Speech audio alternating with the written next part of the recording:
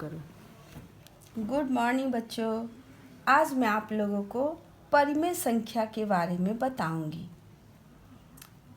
परिमेय संख्या के बारे में बताने से पहले मैं सोचती थोड़ा सा पूर्वाभ्यास कर लिया जाए।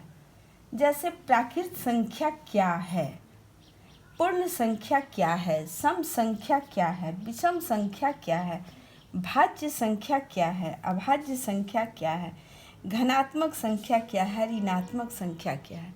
ये सब चीज़ें हम पिछले क्लास में पढ़ चुके हैं, बस इसको थोड़ा सा अभ्यास करने की ज़रूरत है। प्राकृत संख्या हम उन संख्या को कहते हैं जो एक से शुरू होती है। जैसे 1, 2, 3, 4, 5, 6, 7,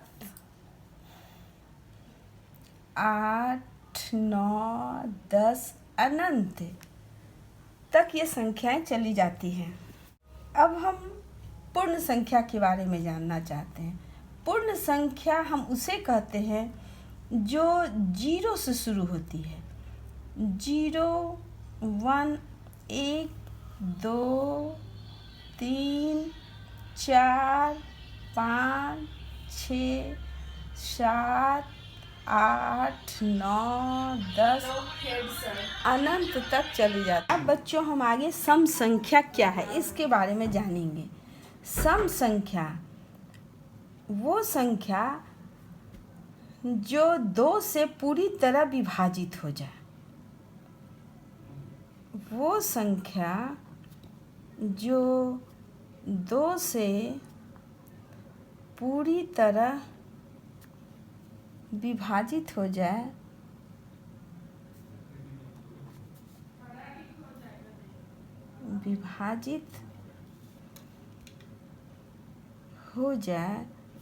उसे सम संख्या कहते हैं।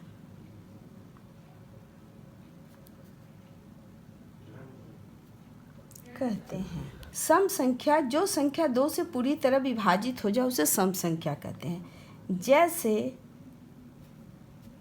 2, 4, 6, 8, 10, 12 अनंत। वो संख्या जो 3 से विभाजित हो जाए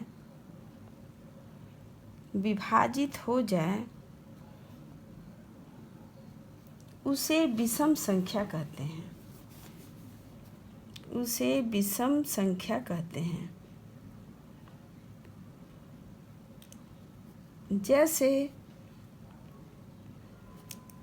3, 6, 9, 12 अनंत। अब हम आगे आएंगे भाज्य संख्या।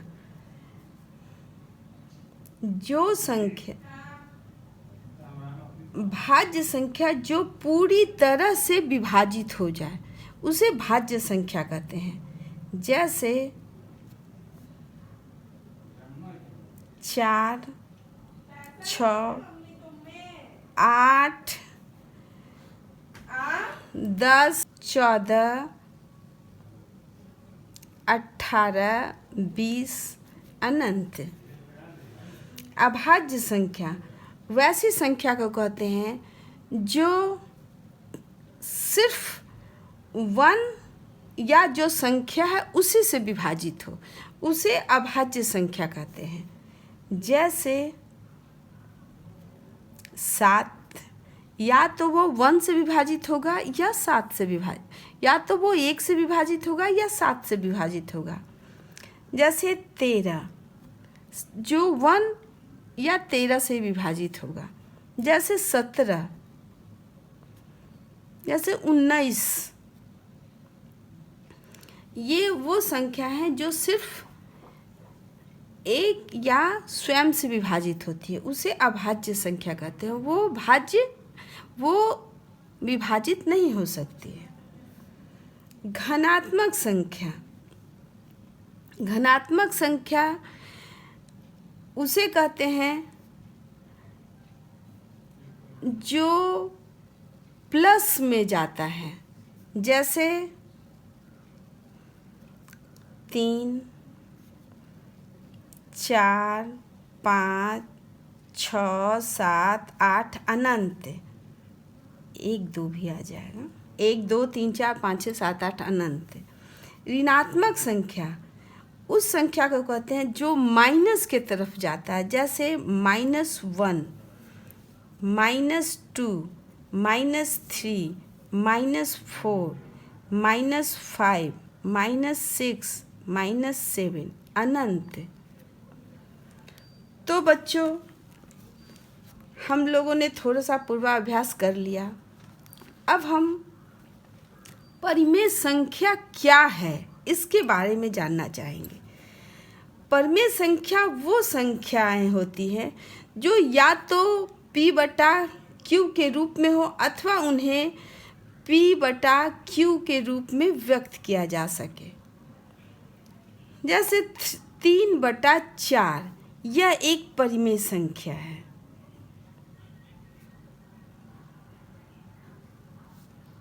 परिमेय संख्या है। 3 को अंश बोलते हैं। 3 जो है अंश है और 4 हर है। अंश ऊपर रहता है और हर नीचे। अंश और हर को जब हम सेट करते हैं तो यह एक परिमेय संख्या बन जाती है।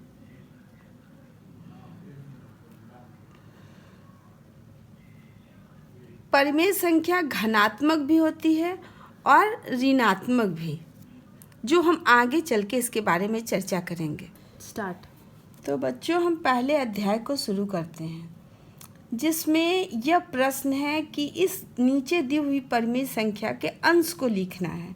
तो पहला सवाल मेरा है -8/9। तो इसमें हमारा अंश कौन सा है? तो ऊपर की तरफ -8, ये हमारा अंश हो गया, ये उत्तर हो गया। अब दूसरे सवाल में आते हैं 11/-7। तो इसमें भी अंश हमारा कौन आएगा? 11। तो हमारा 11 उत्तर हो गया। अब तीसरे सवाल में आते हैं -15/-11। इसमें अंश को लिखना है। तो आपको पहले ही बता चुके हैं कि ऊपर जो है वो हमारा अंश है, तो -15 हमारा ये भी उत्तर आ गया। अब चौथा सवाल है 23/31। इसका अंश लिखना है। तो अंश क्या होगा? ऊपर साइड में 23 है, तो हमारा उत्तर हो गया 23। अब आइए दूसरे सवाल में, जिसमें परिमेय संख्या का हर लिखना है। हर बच्चों आपको बताए हैं कि हर नीचे साइड में होता है। तो -6/7, तो इसका हर क्या हो जाएगा? 7। ये हमारा उत्तर हो गया। अब दूसरे सवाल में 12/-9, इसका हर लिखना है। तो हर क्या हो गया? -9। ये हमारा उत्तर आ गया। अब हम तीसरे सवाल की ओर देते हैं ध्यान। -14/-13, इसमें हर लिखना है। तो हर नीचे रहेगा -13। ये हमारा उत्तर आ गया। अब चौथे सवाल में आते हैं 11/15। इसका हर लिखना है। तो हर नीचे आएगा 15। नीचे में 15 है, इसलिए हमारा उत्तर 15 हो जाएगा। अब जहाँ तक मुझे उम्मीद है कि आपको परिमेय संख्या का अंश और हर के बारे में पूरी जानकारी हो चुकी है। अगर आपको ये वीडियो पसंद आया हो तो बच्चों इस वीडियो को लाइक कीजिएगा और सब्सक्राइब कीजिएगा, ताकि जब हम अगला वीडियो आपके सामने लेकर आएँ तो आप उसे आसानी से देख सकें। तब तक के लिए बाय।